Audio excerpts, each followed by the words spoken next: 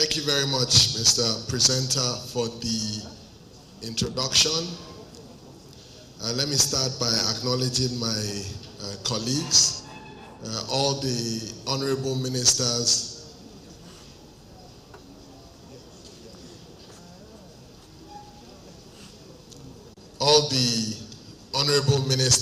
here present, led by the Honorable Minister of Information, as well as the Honorable Minister of Budget and Economic Planning, all the special advisors here present, distinguished members of the Fourth Estate of the Realm, ladies and gentlemen, good afternoon.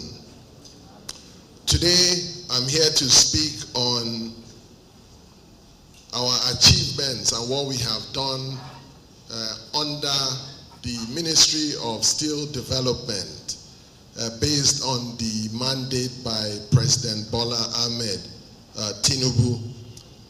I will summarize, for want of time, my presentation into three parts. One, I will talk about the mandate of Mr. President. Two, I will talk about what we have achieved. And three, I would also briefly talk about what is left for us to do ahead. President Bola Ahmed Tinubu gave a mandate to the Ministry of Steel Development following the creation of the ministry in August 2023. And the mandates are in two parts, two major parts. One is the revival of the Ajaokuta Steel Complex and the National Iron Ore Mining Company, which I will summarize as NIOMCO. And then secondly is the revival of the entire steel industry. This is very, very critical to the renewed hope agenda of Mr. President, whose desire is to grow the economy of the Federal Republic of Nigeria to over $1 trillion by the end of the first term of this administration, thereby making us a G20 economy. Getting to $1 trillion is a big task, but very, very much achievable, as Mr. President has said. And the steel sector will play an important role in ensuring that this administration achieves that. So that is the mandate for the Ministry of Steel Development. What have we done so far in terms of our achievements for the revival of the Ajaokuta Steel Complex as well as NIOMCO? Those government assets were built in 1979, so this makes it 45 years since the creation and the construction of those major national government assets. And now, for most of those 45 years, those assets have been comatose. By the end of 1983, at the end of the Shehu Shagari administration, which originally built the plants and the complexes in 1979, the plant was around 98% complete. But since then, nothing has been done pretty much by the federal government over those years, more than 40 years. They've tried to do, successive administrations have tried to do so many things which has not achieved the desired results. But Mr. President is not deterred and has asked us that while we are trying to resolve the broader issue of Ajaokuta, we should also address the low-hanging fruits and resolve the things that can be done in the immediate term. So we have started to put some very, very concrete and imminent measures in place to achieve that. The first thing that we have done to achieve that is we have obtained presidential approval from Mr. President himself to raise private capital to restart the light section mill of the Ajaokuta steel plant. We are at the final stages of raising about 35 or over 35 billion naira from a local financial institution, which is, around $25 million, to be able to restart the light section mill of the complex so that we can produce iron rods. That light section mill has a capacity to produce up to 400,000 metric tons of iron rods per annum. Now, I have been working very, very closely with the Minister of Works, Senator Umahi, so that we can provide iron rods to the ministry as part of the concrete road revolution of President Bola Ahmed Tinubu. There are so many roads that are being constructed across the country, about 30,000 kilometers of roads across the 6 geopolitical zones. So part of what we are doing is that we understand that the Ministry of Works needs about 7 million metric tons of iron rods over that 4-year period to construct these 30,000 kilometers of roads. Ajokuta can produce 400,000 tons, which is a drop in the ocean of what is required. But because it's an important asset, the President is keen on us getting Ajokuta to work and being able to produce some of these iron rods that is required by the federal government. So these 35 billion naira that we are raising will help us resuscitate the light steel mill and help us to produce up to 50,000 metric tons of iron rods. Like I said, we're in the final stages of raising the financing.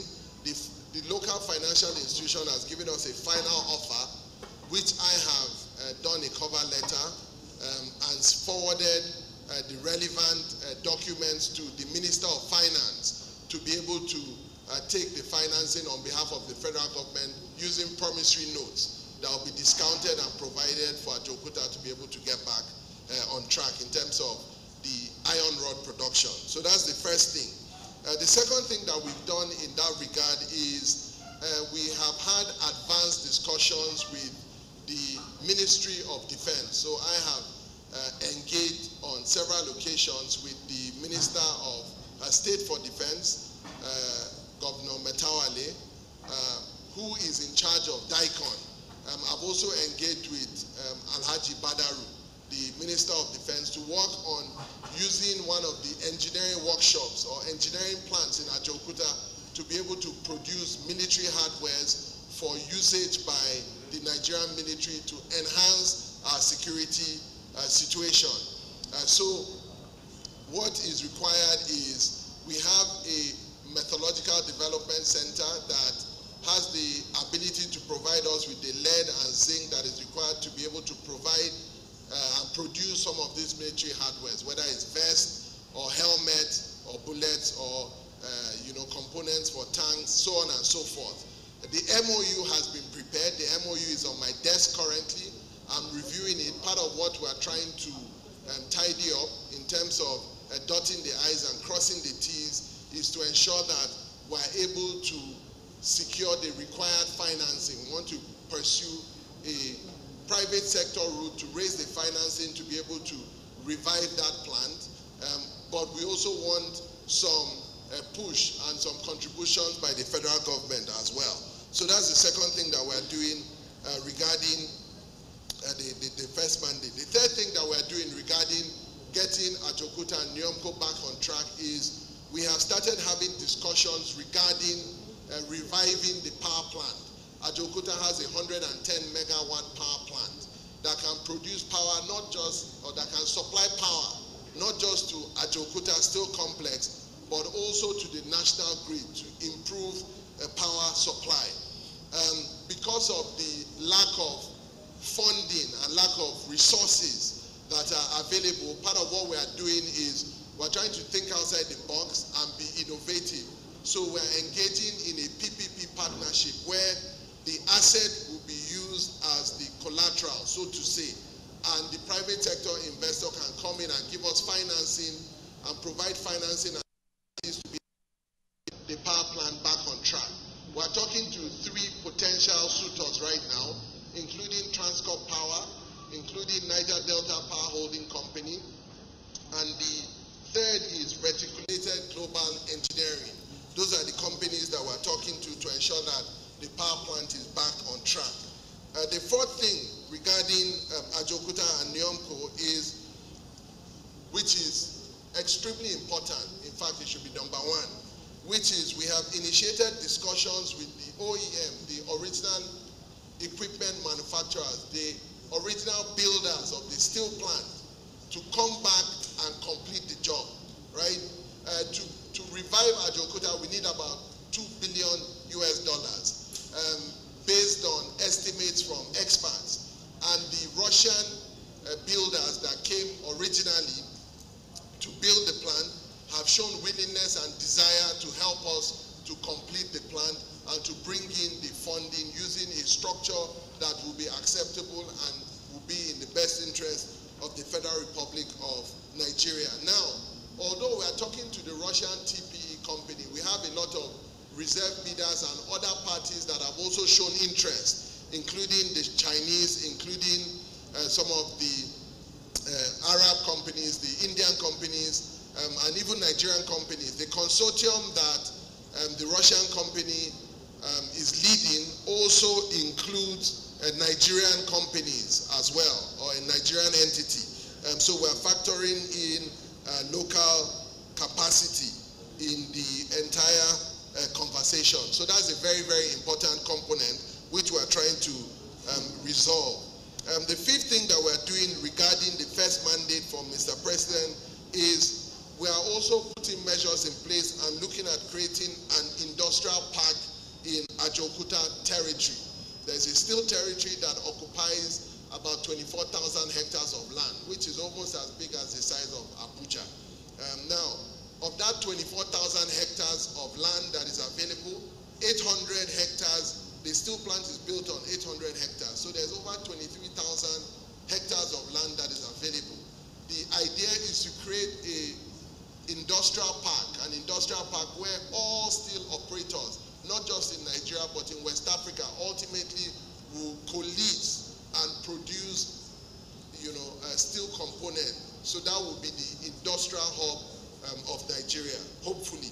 So that's the desire in terms of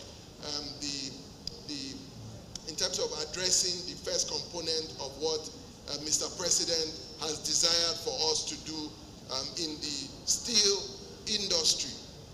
Now, the last component that I'll talk about is what is left for us to do, which is very much and closely related to Mr. President's second mandate to us, which is the revival of the entire steel industry. How do we achieve this? It's a very, very critical component of the steel jigsaw. What we're doing to revive the steel industry is, number one, we have drafted an internal document that gives us a 10-year roadmap for the steel industry. We have also drafted an internal document that has produced a 3-year roadmap for the revival of Ajaokuta Steel as well as NEOMCO. So we have those two documents that have been produced by internal experts. However, we need to take it a step further.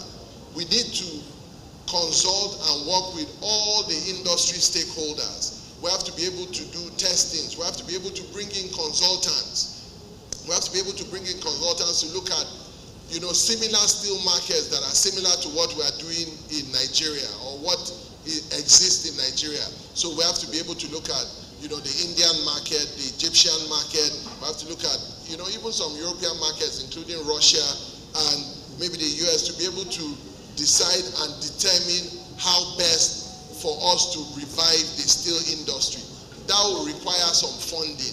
We need somewhere between $2 to $5 million or up to $5 million to be able to draft the roadmap and put all the legworks in place. We're currently in the process of raising financing. So as you can see, we have a lot of initiatives, but financing is somewhat of a challenge. But we're not complaining. We're working hard and we're thinking outside the box to put those measures in place. The second thing is we have engaged with a Chinese steel producer, Luan Steel, as well as Mr. President has engaged and Indian Steel Company